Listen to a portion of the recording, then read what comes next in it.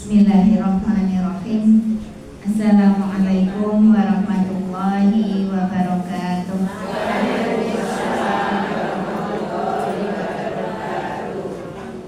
Alhamdulillahilladzi hadana li hadza wa ma kunna linahtadiya laula an hadanallah. Asyhadu an la ilaha illallah wahdahu la syarika lah wa asyhadu anna Muhammadan abduhu wa rasuluhu la nabiyya wa la rasula ba'dah. Raditu billahi rabba wa bil islami dina wa bi Muhammadin sallallahu alaihi wasallam nabiyya wa rasula.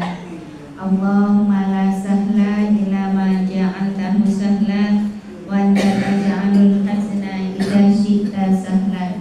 Amma ba'd, ibu-ibu yang dirahmati Allah, alhamdulillah kita panjatkan puji dan rasa syukur kita kehadirat Allah Subhanahu wa taala karena nikmat yang Allah berikan kepada kita membuat kita kemudian untuk bisa kembali merasakan atau mengikuti, ya, mengamalkan kebaikan-kebaikan yang Allah syariatkan dan Rasulullah Shallallahu Alaihi Wasallam tuntutkan. Di antaranya adalah bertolakul ilmi. Ya. Tadi sudah diawali luar biasa ya Bu ya. Ya. Berapa huruf kira-kira yang tadi Ibu baca? Bayangkan.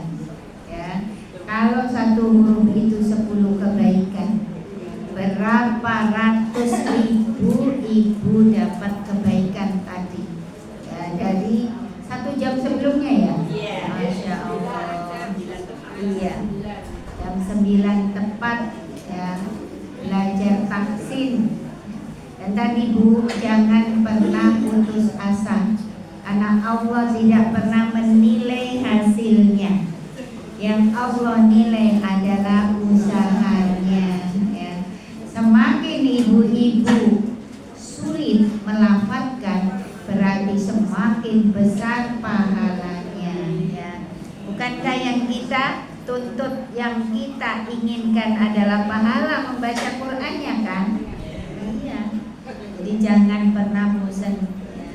Jangan gara-gara mungkin melafadzkan satu huruf kemudian untung, padahal nggak bisanya 1, 2, 3 huruf. Sementara huruf hijaiyah ada berapa Bu? 28 huruf ya. Jadi alhamdulillah ketika ada kesempatan ini kita ambil, karena yang kita inginkan bukan bisa tidaknya kita, tapi pahala yang Allah berikan dari hasil usaha kita. Nanti di akhirat kita bisa kemudian, ya, menjawab ketika Allah bertanya, "Kowe kok nganti ora iso maca Quran ki priye?" Nah, iya boten kula sampun usaha. Ya, tapi ya bolak-balik karena apa? Usahanya usuh. Ya, ya kan? Coba kalau dari anak-anak, mungkin ya kita yang ngajar, ya kan? Karena kita tahunya dulu itu baca Quran itu ya hanya kuping, ya kan? Oh suarane ngono pas jamaah, ya, niru Al-Fatihah ngono kuwi, kan begitu? Tidak kemudian per hurufnya, makhraj hurufnya tidak digagas. Kata ayo ngono kok coba rongokno. Oh iya malah melu meneh. Padahal ketika dikoreksi makhraj hurufnya belum betul. Enggak masalah Bu, enggak masalah ya. Yang penting ya, ketika Allah masih memberi kesempatan kita untuk memperbanyak pundi-pundi amal untuk bekal akhirat nanti, kita siap ikut ya, siap ikut. Ya, ibu-ibu, apa kabar ibu-ibu? Alhamdulillah.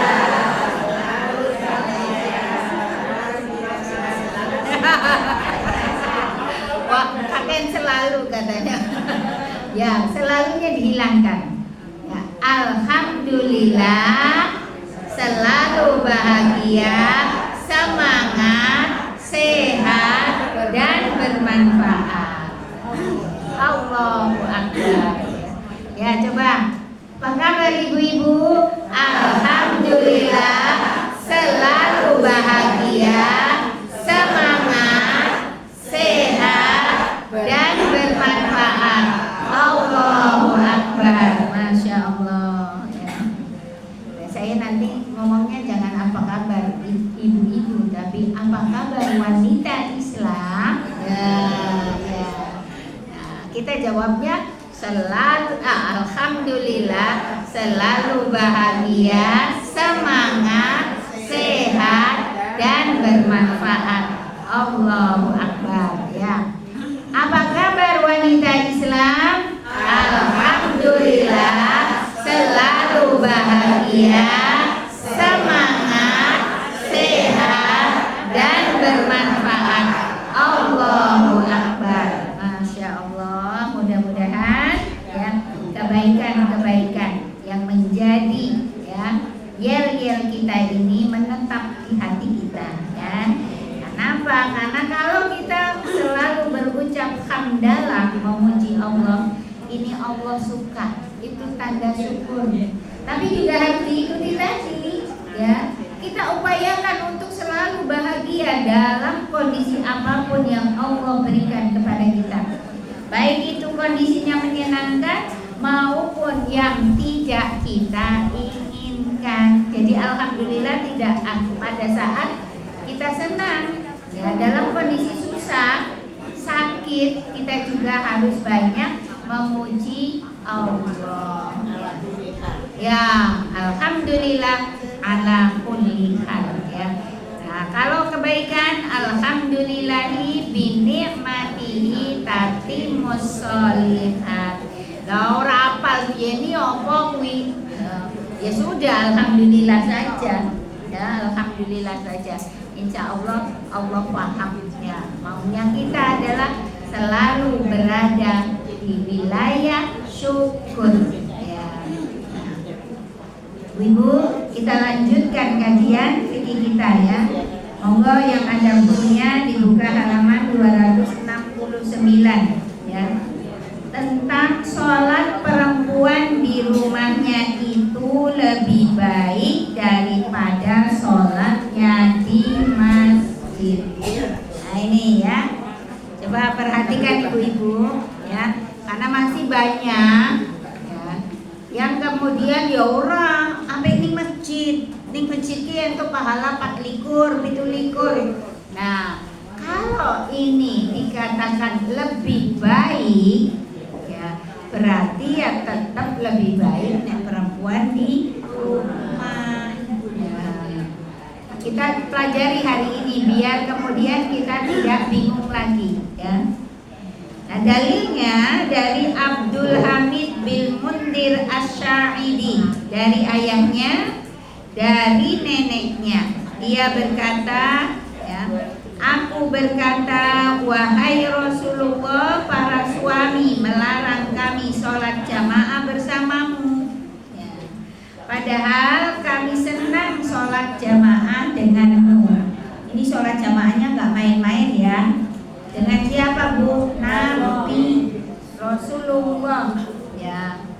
Tapi kemudian Rasulullahnya menjawab begini ya, sholat yang kalian kerjakan di bagian dalam rumah kalian itu lebih baik daripada sholat yang kalian kerjakan di kamar kalian. Jadi ada ruangan yang paling privacy, yang paling ya pribadi ya, selain kamar. Kalau kita kan yang paling pribadi kamar ya bu ya. Nah itu di Arab punya kebiasaan ada sebuah ruangan yang khusus di dalam. Mergane apa? Wong Arab di rumahnya obo-obo. Dan wong Indonesia rumahnya ya tipe 36, tipe 27 kan gitu ya. Ya, sing buri ketok ngarep, sing ngarep ketok buri. Jadi ini orang yang pribadi. Ya, ruangnya langsung ya, kelihatan.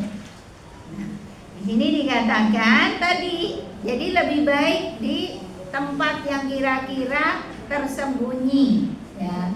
Tidak ada orang yang bukan mahram masuk ke dalamnya, ya. Paling tidak kita di kamar biasanya, ya, di kamar, ya, karena ruang paling pribadi tempat kita adalah kamar kita. Kemudian sholat yang kalian lakukan di kamar kalian itu lebih baik daripada sholat kalian dengan berjamaah. Tuh, berarti jangan kemudian ini mau makan dewe toh Bu, orang itu pahala jamaah. Nah ini kita, ya sudah. Apalagi kalau memang di rumah kita ada sesama wanita, ya berarti tambah banyak pahalanya karena sudah di rumah, di kamar berjamaah. Ada anak, ada orang tua perempuan, ya kan? Ada saudara perempuan, silahkan berjamaah. Tapi kalau sendirian ya nggak masalah, ya nggak masalah juga. Nah, ada asisten rumah tangga, ya jangan pembantu Bu. Asisten rumah tangga, ya karena nggak enak ya. Nah kemudian di sini dalil yang berikutnya adalah dari Ibnu Umar, bahwasanya juga Rasulullah Shallallahu Alaihi Wasallam bersabda, janganlah kalian wahai para suami melarang istri-istri kalian ke masjid, meskipun rumah kalian itu lebih baik bagi mereka. Jadi kalau ada ibu-ibu belas orang nanti ning masjid ojo diwodo. Enggak tuh ayo main cedak masjid. Dia seorang pernah ngambak masjid. Nah itu kan banyak sekali orang yang kayak gitu. Ya, sholat jadi sholat apa ora to ibu? Ya sholat.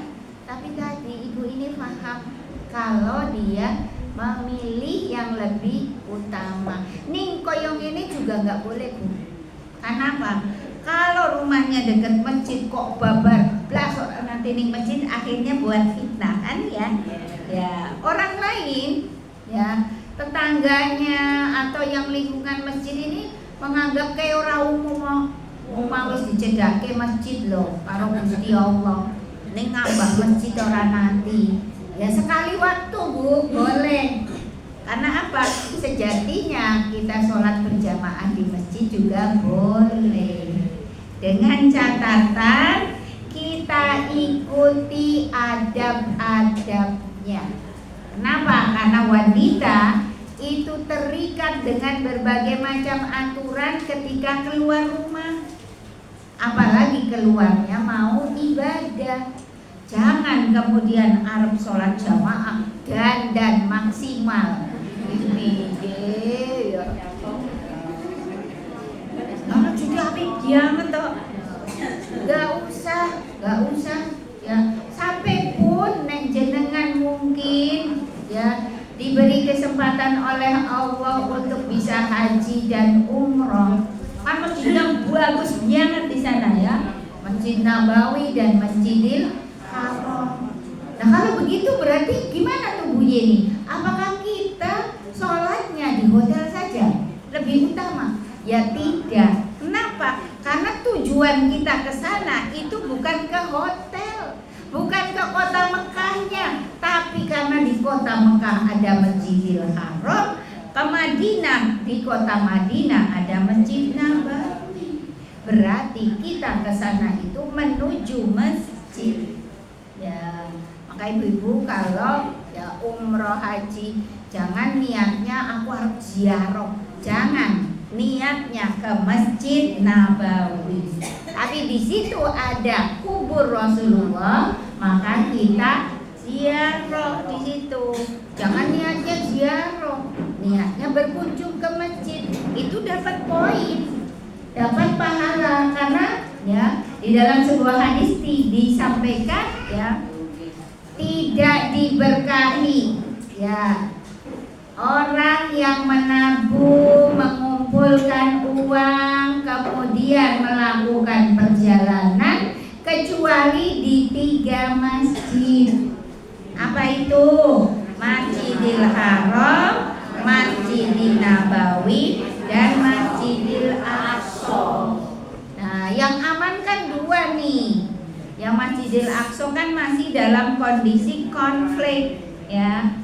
Jadi ibu-ibu kalau haji, kalau umroh ya berkunjung ke masjid ya. Masjid, jangan kemudian ya aku harapan ning hotel, ning kono hotelnya apik-apik enak. Jenengan ki pripun bayar larang-larang kok. Ya harapan turun ning hotel kok ya hotel Solo ya oke. Iya kan? Jadi ke masjid. Nah di sana tentu saja karena tujuannya ke masjid, ya kita harus sholatnya di masjid. Ya, sholat di masjid kenapa? Masjid Nabawi tidak seperti masjid kampung kita, ya.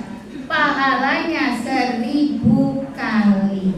Apalagi kalau Masjidil Haram, ya. Berapa Masjidil Haram, Bu? 100.000 kali. Coba bayangkan. Nek jenengan di sana 7 hari. Ya, ping 5 waktu berarti piro, Bu? Yo akeh banget. Ya ora usah dihitung. Ora usah dihitung. Kok ndak malah tekani Indonesia ning Solo aku wis salat ning kene iki padha karo pirang ewu. Berarti aku ora usah salat. Jadi di sini bukan kemudian sama dengan tidak mengerjakan sholat, tapi keutamaannya ya. Sebentar, kok jadi batuk ya?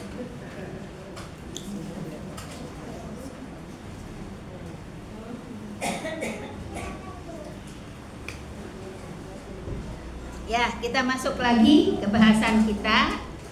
Di sini disampaikan tadi Ibnu Umar mengatakan bahwa janganlah para suami melarang istri-istri kalian pergi ke masjid meskipun rumah kalian itu lebih baik buat mereka. Maksudnya ya, sholat yang kalian lakukan di rumah kalian itu lebih baik daripada sholat yang dikerjakan di masjid. Kalau saja kalian mengetahui hal itu, akan tetapi kebanyakan wanita ya, dia punya pendapat bahwasanya di masjid itu lebih baik daripada sholat di rumah sendirian, kan begitu. Akhirnya masjid sekarang malah justru yang memakmurkan emak. Nah ini kelirunya di situ. Iya. Nah jamaah emak karo bapak-bapak akeh ndi? Emak. Ya. Nek pengajian malah bapak-bapak bablas ora ini. Iya. Samsoyo angel akhirnya ya bapak-bapaknya nanti pakai daster. Emak-emaknya yang pakai sarung. Ya, jadi jangan kebalik ya Bu ya.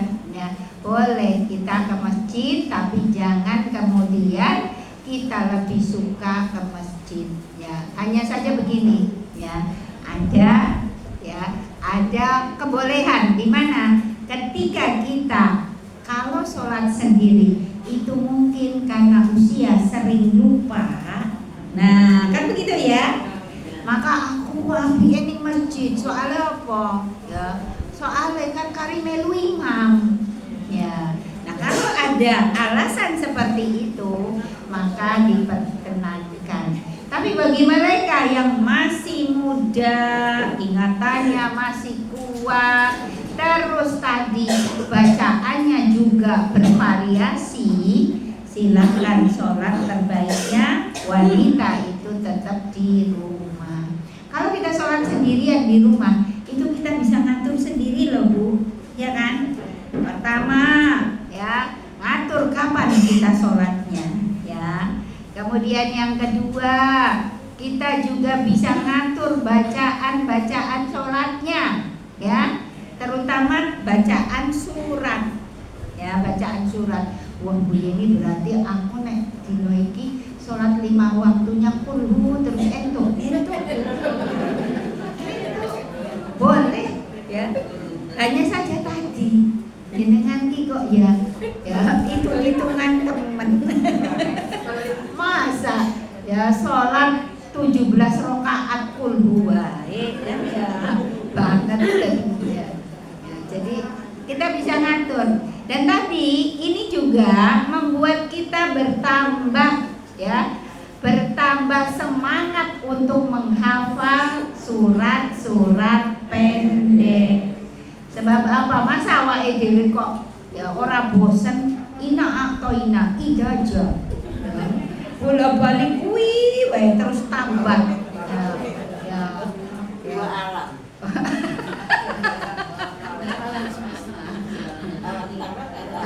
Alam taruh. Alam nasroh ya. Nah itu. Jadi tadi kan al-buruj tadi. Ya, coba sekali waktu al-buruj.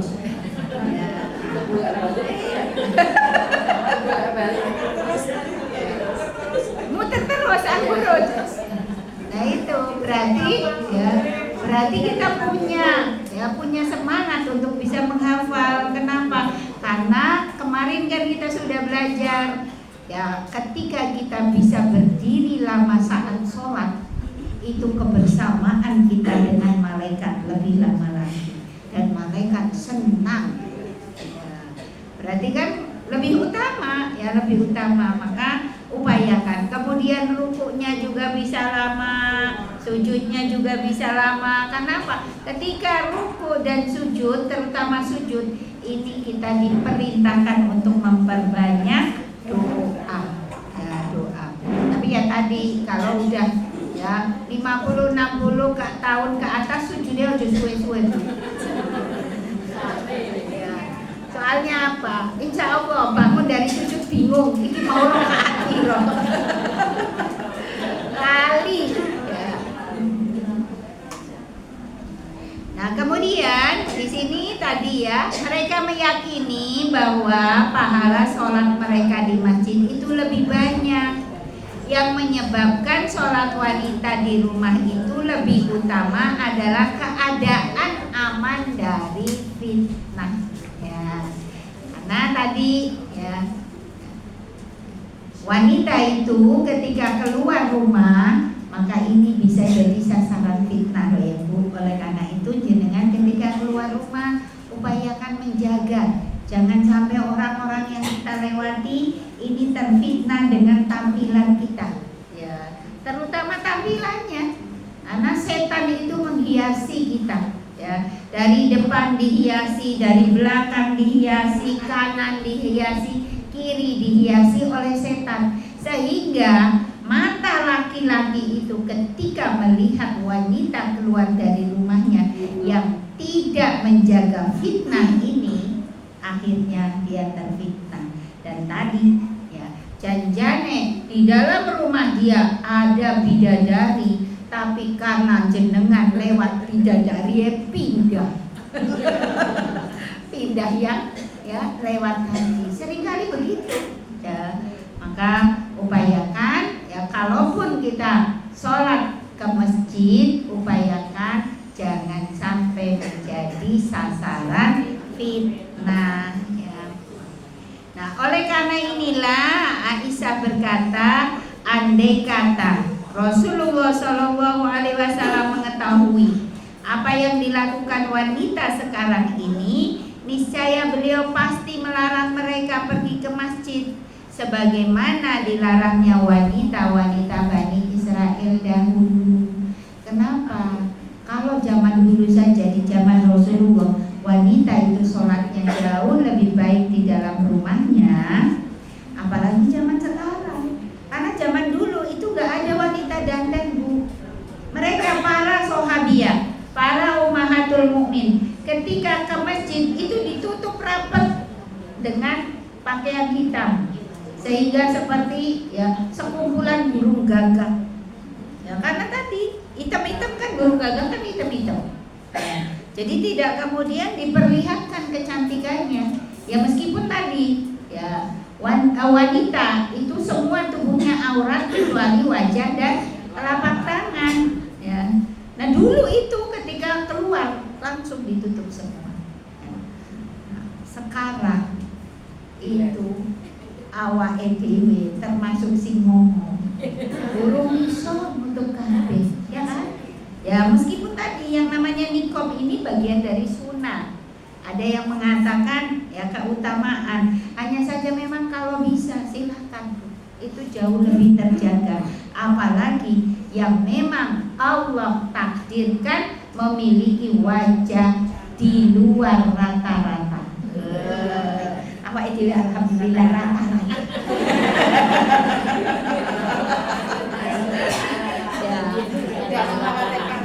Tidak mengkhawatirkan. Asal ora diambang hijau. Ya apalagi kalau pakai yang palsu-palsu, nggak usah, ya nggak usah. Maka ibu-ibu, ya, nah itu kalau ke masjid saja ini dilarang, artinya lebih utama sholatnya di rumah, apalagi kalau ke pasar, iya kan? Ya, atau kalau keluar pengajian seperti ini jenengan, pengajian sama sholat kira-kira tinggi mana nilainya? Tinggi sholat kan, karena sholat itu wajib, ya. Nah, tadi maka iya, mencari ilmu juga wajib, tapi kewajiban yang ada di dalam rukun Islam itu adalah jalan-jalan pagi juga kan? Nah, jalan-jalan pagi, hati-hati loh ya Bu, jangan terus waktu ya keluar dalam rangka pengajian berukut, barang jalan-jalan pagi megal. Ya masa jalan-jalan pagi nganggo kudu gede, apa yang kurungan dong? Enggak. Ya tetap pakai lah ya, karena apa? Itu lebih bahaya lagi. Sebab apa? Menutup aurat itu tidak hanya ya tubuh kita yang tidak boleh terlihat ini tertutup, tapi juga tidak boleh ketat membentuk ya. Sementara pakai olahraga itu secara umum membentuk.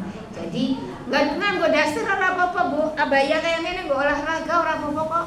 Insya Allah nek ngunggur jalan-jalan orang nyerimpet ya, kecuali kalau sepedaan, ya kan? Ya, kalau jalan pagi itu jenengan nggak usah ganti celana panjang training, itu nggak usah. Ya, trainingnya di dalam aja, ya didobeli sama gamis. Ya, kalau pakai training, di trainingnya di dalam, ya. Di lapangan muter itu ya nggak masalah kok. Ya, sehatnya dapat, syar'inya juga tetap dijaga kan begitu. Ya, jadi jangan kemudian gara-gara olahraga ganti dandanannya. Boleh pakai itu olahraga, tapi yang betul-betul ya menjaga penampilan, jangan sampai ya, auratnya terlihat. Di antaranya tadi membentuk. Nah kemudian di sini pendapat Aisyah ini berlaku bila terjadi fitnah terhadap kaum pria dan wanita, sehingga kondisi sholat yang lebih utama bagi para wanita dapat kita simpulkan sebagai berikut. Ya, jadi alasannya kenapa wanita itu lebih utama sholatnya di rumah karena terbebas dari fitnah. Nah sekarang hati-hati, kalaupun jenengan mau ke masjid boleh, nggak apa-apa. Maka fitnah ini harus kita jaga, jangan sampai ya laki-laki yang ikut jamaah ikut terfitnah. Di antaranya beda masuknya ya. Masjid kan pasti juga punya dua pintu ya, pintu laki-laki dan pintu perempuan. Jenengan jangan kemudian sekali waktu lah lewat pintu ini. Nah, ini ya nggak boleh, jangan ya, jangan penasaran ya. Kemudian tadi ya, ketika santernya tidak memenuhi syarat, sutrahnya, nah, pemisah antara laki-laki, jamaah laki-laki dan perempuan, ini kalau tidak memenuhi syarat, tidak setinggi, lebih tinggi daripada tubuh kita, ini upayakan ngambil soft yang tidak kelihatan laki-laki, ya, artinya terhindar pandangan mereka. Makanya kenapa soft wanita itu yang terbaik adalah paling belakang. Tapi kalau sutranya ini kondusif, tertutup bisa dengan tembok, bisa dengan kayu, kan begitu ya, ukir-ukiran itu, atau dengan gorden udah ketutup semua, maka tetap saja yang terbaik adalah shaf pertama, ya, karena tertutup. Nah, di sini dapat disimpulkan yang pertama, sholat yang dilakukan perempuan secara berjamaah di masjid itu lebih baik daripada sholatnya secara sendirian di masjid. Ya, sama-sama di masjid karena ya udah keluar nih. Ya, maka yang paling bagus ya berjamaah. Masa wis ning masjid kok sholatnya dhewe. Ya, kan begitu. Ya. Kemudian yang kedua, sholat seorang perempuan dengan berjamaah di rumah itu lebih baik daripada sholatnya sendirian di rumahnya. Tentu saja, yang tersisa tinggal satu masalah. Apakah sholat wanita di rumah secara sendirian itu lebih baik, ataukah sholatnya di masjid secara berjamaah? Nah ini ya, pendapat yang kuat menegaskan bahwa sholatnya seorang wanita secara sendirian di rumahnya itu lebih baik daripada keluarnya dia dari rumah pergi ke masjid untuk menunaikan sholat berjamaah. Ya. Karena kalau keluar rumah kan berarti sudah ya menghadap fitnah di situ. Maka di rumah meskipun sendirian ini jauh lebih baik daripada di masjid berjamaah. Tinggal satu nih, apakah seorang wanita keluar dari rumahnya, lalu dia pergi ke rumah wanita yang lain, lalu dia mengerjakan sholat bersama wanita pemilik rumah itu secara berjamaah, maka ini ya wallahu a'lam lebih sedikit pahalanya daripada dia mengerjakan sholat berjamaah di masjid. Ya iyalah, ya karena apa? Tadi kenapa? Ya di rumah lebih lebih utama itu karena tidak keluar. Nah ini sudah keluar tapi gone tanggane atau gone ngarepe kan sudah keluar ini dari rumahnya berjamaah. Makanya apa?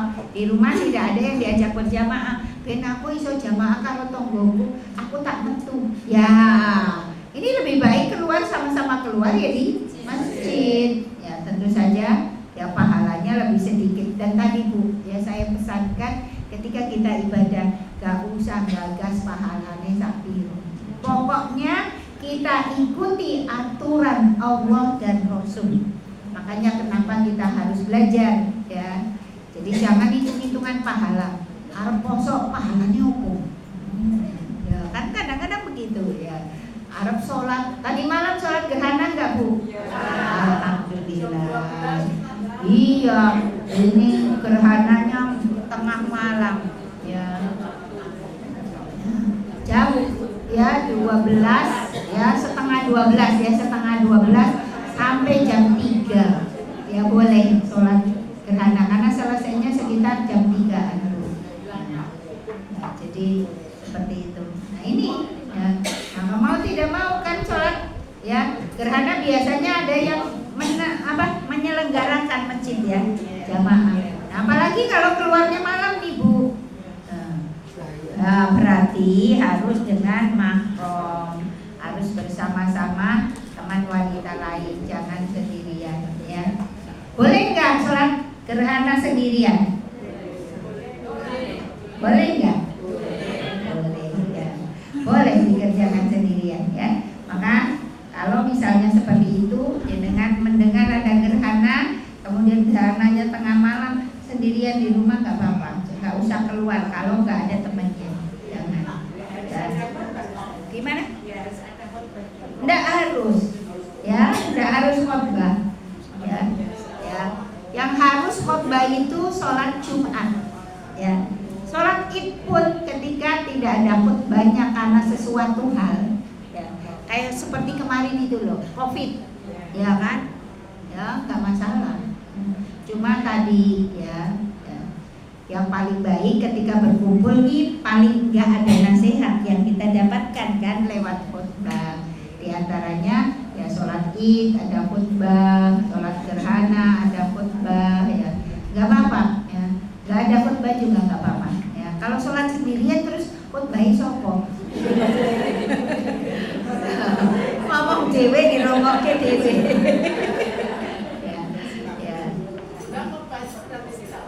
Iya, yang wajib itu sholat Jumat, ya. Khutbah itu terikat dengan sholat ketika sholat Jumat. Ustaz boleh tanya dan memotong materi. Iya. Tadi malam kami sholat di masjid. Itu imamnya tuh lupa dari rukuk terus dia sujud. Sementara jamaahnya nggak berani mengingatkan. Nah, kenapa nggak berani mengingatkan? Ya, sebagian berdiri terus menunggu dia berdoa. Nggak boleh dong. Rakaat kedua baru selesai. Itu bagaimana Ustaz? Waduh, ya. Harusnya ini kok kenapa makmumnya kok harusnya kan ya subhanallah yang laki-laki kan. Enggak apa-apa mendengarkan. Oh, kalau tepuk tangan nggak apa-apa, kan bukan suara, ya. Harusnya yang perempuan ingat tahu jenengan tepuk tangan. Asal jangan ngomong tepuk tangan karo, salah.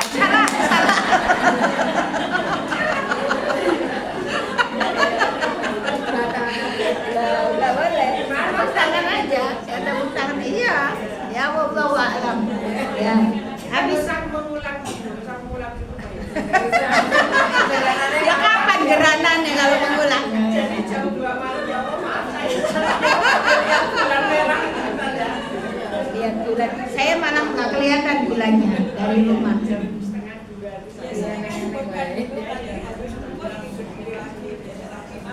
Iya, ya harusnya tadi imamnya juga mungkin ya manusia ya. Manusia itu tempat salah dan lupa ya. Ya. Nah itu tadi mungkin dia kurang konsentrasi, ngantuk juga bisa. Karena makanya ini tadi loh, yang namanya sholat itu jangan otomatis. Nah, kalau otomatis kayak gini, ya kulino nih baru sujud ya mak glabruk sujud padahal ada 2 kali rukunya. Ada imamnya juga sebelumnya udah ngasih. Oh ngasih tahu.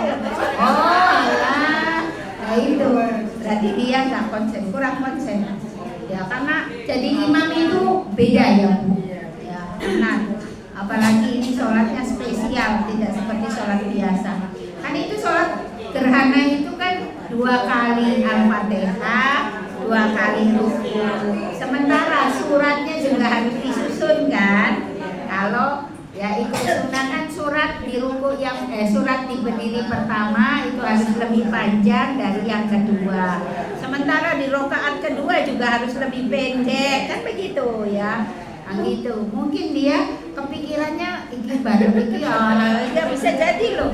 Ya, karena imam itu enggak gampang. Ya, imam itu enggak gampang. Kemudian rukunya juga, doa rukunya berapa kali kan harus lebih sedikit ya. Ya, nah ya. Jadi kalau ada imam salah, jenengan jangan kemudian ngodo. Ya, terus kemudian ulang balik agar imamnya kuwi salah. Ojo, jenengan didapuk dadi imam ya, urung mesti iso kok. Karena tadi jadi imam Kemarin habis di depan masjid habis sholat ya ribut orang-orang kampung. harusnya imamnya diberitahu biar sujud sahwi. Udah selesai. Lah yang sujud sahwi siapa? Yang nomor 1 imam wajibnya. Ya makmum boleh ikut, boleh enggak. Ya sudah. Jenengan kan makmum. Makmum itu tidak pernah salah, maka ini. Iya. Wis sah. Ya. Masa ke imamnya tanggung jawabnya abot. Nah itu tadi imamnya harus diberitahu. Kalau imam salah kita harus beritahu. Nah tadi kejadian tadi bisa jadi setelah imam salam ini harusnya ada yang berani. Pak, maaf ya Pak, tadi kok rukuknya cuma sekali. Oh iya, dia langsung sujud sahwi. Iya, udah selesai. Nah kalau makmumnya podo wae ora mudeng oke wae. Ngalah jadi kayak jangan, ya memang ya yang nama apa meneh geting sisan karo jangan ya. Kita sama-sama mendapatkan kebaikan. Kan ingin kebaikan semua toh, baik imam maupun makmum. Yang jadi makmum itu sejatinya kata Rasulullah enak banget. Ibarat tinggal minum susunya.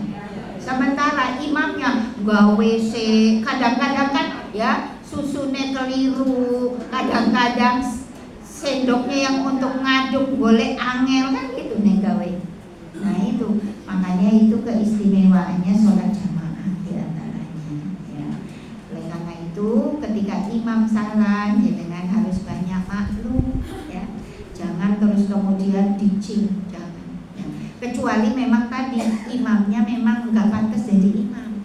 Ada kan imam sing bacaannya, terutama bacaannya ya, bacaannya nggak masuk ya, makhrajil hurufnya terutama ya, makhrajil hurufnya. Kalau tajwid mungkin masih bisa ditolerir karena ini kesalahannya khafi kalau tajwid. Kalau makhrajil huruf itu jali kesalahan besar karena bisa merubah arti. Seperti tadi kan, mandeki entok ningen dindi asal ngerti arti. Jadi tidak memutus ya cerita yang ada di dalam ayat ya. Jadi seperti itu, sama dengan ya kesalahan membaca juga, ada yang ringan, ada yang benar ya. Khafi sama jali. Dan jali ini yang bunyi ain harus beda dengan alif, bunyi sin harus beda dengan sa, dengan sod, dengan shin, kan begitu. Nah ini kalau salah ya wis fatal. Artinya harusnya ismi namaku jadi ismi dosaku. Ngomong dosaku jadi namaku. Lah piye? Padahal di Al-Qur'an ora ini namaku. Ya, itu. Makanya kalau imamnya cuma sekedar kadang-kadang ya salah tadi kurang fokus, gak usah terus kemudian dibicarakan ya. Bicarakannya ya itu tadi, harusnya dalam sholat segera diingatkan biar imam bisa kemudian memperlakukan dirinya supaya sholatnya jadi sah semua ya. Nah, ya. Itu kalau ada ya suami istri, suaminya awam dalam agama. Kalau istrinya tidak ke masjid, suaminya juga tidak mau ke masjid. Juga ada juga nenek yang cucunya sudah balik, sudah masuk SMP, tidak mau ke masjid kalau tidak ditemani. Itu gimana? Boleh Bu. Itu namanya ada hal lain yang kebaikannya supaya bisa didapatkan juga, nggak apa-apa. Silahkan jamaah ke masjid. Ya di antaranya mungkin ada pengajian juga. Silahkan jenengan jamaah ke masjid. Ya tidak kemudian lebih utama di rumah. Wis ben bojoku ben gendong dosa dhewe. Ngono ya. Ora gelem dikon ning masjid kan enggak. Kita tetap suaminya tadi ya, belum paham tentang agama, kita sebagai istrinya kemudian berupaya untuk mendidik ya dengan yuk mas bareng di masjid. Nah itu nggak masalah. Dan itu malah justru pahala besar karena apa? Berupaya dengan sabar ya membawa suaminya untuk lebih taat kepada Allah. Demikian pula kepada anak cucu, itu nggak apa-apa. Karena sejatinya kan ya tidak ada larangan, ya tidak ada larangan. Cuma di sini kan lebih utama, ya lebih utama karena ya tadi ada ilah, ada alasannya. Di antaranya keluarnya wanita itu bisa membawa fitnah. Makanya tadi kalau ibu-ibu mau ke masjid berjamaah, upayakan jaga jangan sampai jadi sasaran fitnah. Di antaranya biasanya ibu tuh dandanan, riasan, ya, pakaian. Nah ini ya. Kalau rumahnya deket banget dengan masjid ya udahlah pakai ruku langsung kan bisa ya. Tapi hati-hati ya Bu. Biasanya pakai ruku terus cincin jenengan. Nah ini dari rumah nyincing ruku bawahannya ya. Lah cincingnya nggak sadar keduren. Keduren ya. Apalagi nek udan. Ibu tuh sering loh ya. Saya melihat ibu-ibu cincin nganggo kerudung lah iki wetise ketok itu piye. Nah, zaman sekarang tuh banyak loh Bu. Dure nganggo kudung, iki nek sakmene, wah naik motor. Nah kok piye guys? Ya, kayak nganggo kudung tapi ininya kelihatan, ininya ya betisnya kelihatan. Aduh ya wis lah, lagi belajar kan begitu ya, belajar nganggo kudung ora apa-apa ya. Tapi nanti kalau ya misalnya kenal ya diomongi gitu ya.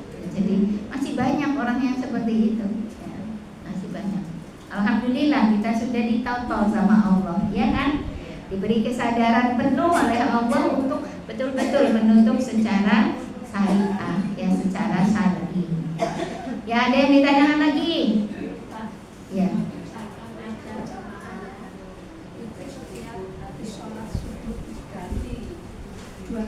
Apanya? Diganti. Habis sholat subuh salah. Ditanya sama orang. Salah terus nganggur. Oh, mengkodok kali. Asal 4 lagi. Terus dibilang itu dia enggak mau Mengkodok kali. dulunya dia enggak sholat. Oh ya benar gitu. Ya, ya betul. Ya mengkodok. Mengkodok sholat dia yang dulu dia tidak lakukan, enggak apa-apa. Enggak apa-apa. Ya, ada yang ulama berpendapat seperti itu. Tapi ada juga tidak usah dikodok, cukup ya taubatan nasuha, kemudian diikuti dengan ya ketaatan, ya ketaatan begitu. Ya nggak apa-apa. Iya, iya. Habis sampai duhur lagi. Iya, iya. Namanya kadang-kadang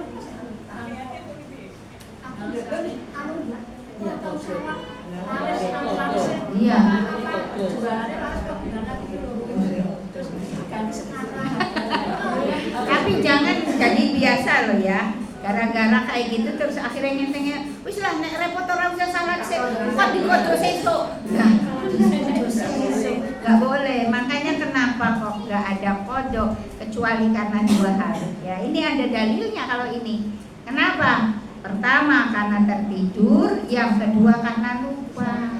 Nah kodonya kapan? Kalau tertidur ketika bangun, kalau terlupa ketika ingat. Jadi itu. Nah itu tadi. Nah itu. Yang sengke. Laris. Nah, piye tadi ke laris malah jadi istijrot. Ya kan? Ya kan jadinya istijrot itu. Ya, diberi rezeki. Iya, mudah-mudahan boleh seperti itu. Ada yang ulama berpendapat boleh harus mengkodok, harus mengkodok. Ya wallahu a'lam bishawab. Enggak apa-apa. Yang lain wes kurang sedikit. Kurang 5 menit. Enggak ada, ya diteruskan. Sekarang sholat perempuan yang sedang bepergian. Ya. Apabila engkau bepergian, maka yang harus kau lakukan adalah mengkosor. Harus melakukan mengkosor. Ya, ini lebih utama. Meskipun Imam Syafi'i mengatakan ya, bahwasanya kosor itu tidak wajib, hanya lebih utama. Tuh, berarti kan ya sama saja. Ya lebih utama tapi tidak wajib. Ya. Tapi kalau yang lain, ulama yang lain mewajibkan, ada yang mewajibkan kosor. Nah, ini kalau ada dalil seperti ini, kita tidak boleh kemudian ya berdebat berlebihan. Kenapa? Ulama saja loh, ulama orang berdebat toh. Ya awake dhewe mergo beda, kowe ngopo dadak dikosor. Nah ini kan lagi sama. Ora usah wong awake dhewe mau gerontang lantung ya. Ora enek perlu oke kan bisa jadi seperti itu. Ya. Nah itu ya. Nah dalam kondisi seperti itu ya monggo. Ya monggo ya. Yang mengkosor-kosor. Ini memang ulama berbeda pendapat di sini ya. Tapi tadi di sini dikatakan artinya engkau mengerjakan sholat yang 4 rakaat dengan 2 rakaat saja, yakni duhur, asar dan isya. Dalilnya apa? Dalilnya adalah firman Allah di surat An-Nisa ya, ayat 101. Wa idza darabtum fil ardh. Apabila kalian bepergian di bumi, falaisa alaikum junahun, maka tidak ada dosa atas kalian antak suruh minas solati, untuk untuk mengkosor sholat. Ya. Iya. Jadi Rasul lebih baik daripada yang lengkap itu. Betul. Betul. Makanya saya kalau ada waktu malah yang lengkap saya kira lebih sempurna. Ya makanya itu. Ya memang lebih sempurna karena Al-Fatihahnya papan. Karena masih ada waktu. Iya, enggak, tetap kosong. Karena apa? Karena inilah yang paling utama. Ya, makanya ilmu itu perlu. Ya, ilmu itu perlu. Kadang-kadang ya kita menggunakannya akal. Ya, jangan. Ya, kita harus berupaya untuk kembali kepada bagaimana 101. Nah kemudian di sini dikatakan Umar bin Khattab radhiyallahu an merasa takjub terhadap ayat ini. Lalu dia berkata tentang hal ini kepada Rasulullah Shallallahu Alaihi Wasallam. Lantas beliau bersabda, ini adalah sedekah yang disedekahkan oleh Allah kepada kalian. Maka terimalah sedekah itu. Nah ini kata Rasulullah begitu. Ya, coba bayangkan kalau kita memberikan kepada teman kita, kemudian teman kita rasa aku duwe apik. Nah, kan tadi kan ya lebih baik dong 4 rakaat. Nah, ini kayak apa kita? Nah, ini Allah yang berikan sedekah kepada kita. Kok awake dhewe do kemayu. Kalau sudah ngerti ilmunya loh ya, kalau belum kan beda. Ya. Kalau belum itu sudah tidak terkena taklif karena memang belum tahu. Ya. Tapi kalau sudah begitu tahu kok malah terus kemudian ngomong, lah piye toh? Ya petang rakaat kalau 2 rakaat ya mestinya oke pahalanya sih petang rakaat. Iya, kalau itu memang tidak ada dalil. Tapi ini ada dalil yang membatasi ketika dalam kondisi safar bepergian, maka justru kita yang lebih utama itu mengkosor sholat. Meskipun di sana tadi ya nganggur, ya nganggur orang repot. Ya, jangan kemudian lu kemayu. Gara-gara orang repot, aku mau kok dadak di kosor. Enggak. Ya enggak, ini hadiah yang Allah berikan kepada kita. Bukankah awake dhewe jane nek misalnya ya podo-podo entuke salat 4 rakaat karo 2 rakaat karo 1 rakaat kira-kira pilih pundi? Giliran dikasih sedekah malah milih 4 rakaat kowe kemayu. Janjane ngono awake dhewe ya. Nek iso 1 rakaat karo 4 rakaat podo, pilih sing 1 rakaat ndak rampung ndak wis gitu. Ya, maka kemudian di sini ditambah lagi dalilnya dari Ibnu Abbas, dia berkata Allah mewajibkan sholat melalui lisan Nabi kalian ya Sallallahu Alaihi Wasallam 4 rakaat itu pada waktu mukim atau tinggal di kampung halaman sendiri. Sementara 2 rakaat pada saat bepergian dan 1 rakaat pada saat perang. Kalau jenengan pas perang boleh 1 rakaat toh. Nah ini perangnya dalam kondisi berkecamuk. Tapi kalau perangnya lagi leren, ya tetap ya nggak boleh 1 rakaat. Ya. Pas demo, nggak ada dalilnya demo. Demonya sendiri dalam Islam sejatinya nggak boleh tuh. Iya. Nah, demo itu dalam Islam nggak boleh. Ya, tapi ya tadi, kalau tidak dengan seperti itu, tidak ada perhatian kepada kebaikan, keadilan, ya akhirnya ada yang mengatakan orang pokok. Ya, maka ya sebaiknya loh ya ini jadi malah ke demo loh. Ini juga demo itu kadang-kadang juga salah. Malah sing akeh sing demo wong wedok. Iya coba bayangkan kalau sholat saja yang paling utama di rumahnya, lah kok metu kok demo. Padahal kalau demo, nah itu tadi karena ibu-ibu ya lebih dominan timbangannya Pak E. Iya, akhirnya apa? Ya polisi ini malah wedi karo mbok.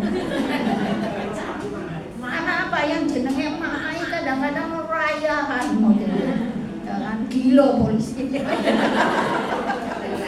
Iya, sebetulnya ya gimana ya? Kesalahan itu kan diawali dari kitanya yang tidak bisa menahan diri. Coba kalau emak-emaknya menahan diri, bisa jadi loh malah suami kita yang garang. Anak wa ITB di rumah juga modelnya sekarang tuh yang lebih dominan tuh emak-emaknya, istrinya. Ya, banyaknya sekarang rata-rata seperti itu. Akhirnya apa? Ya jadi suami kita istri semua. Ya, suami takut istri. Ikatan suami takut istri itu. Ya, jadi banyaknya begitu ya. Ya memang sih betul mak-maknya akhirnya ya muncul. Ya wallahu a'lam. Ya mudah-mudahan ini bagian yang ditolerir. Ya karena tadi kalau demo 121 itu sementara beliau-beliau kan ilmunya tahu ya itu maksud demo nggak? Itu bukan demo. Enggak tahu nek itu bukan demo toh. Enggak, nek demo kan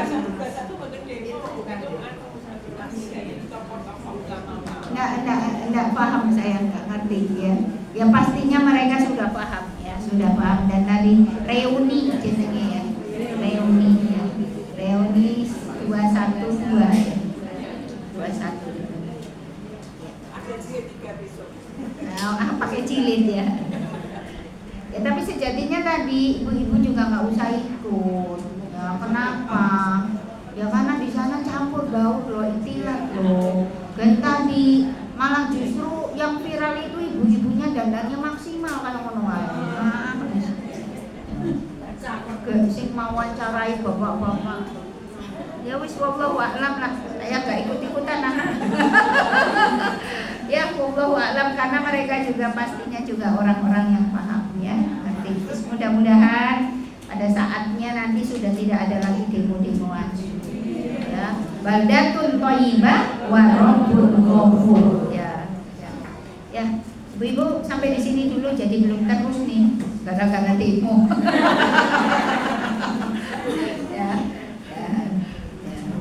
Ya, nanti dilanjutkan ya. Ketemuan mendatang lebih detail lagi tentang salat perempuan yang sedang berpergian. Ibu terima kasih perhatiannya dan mohon maaf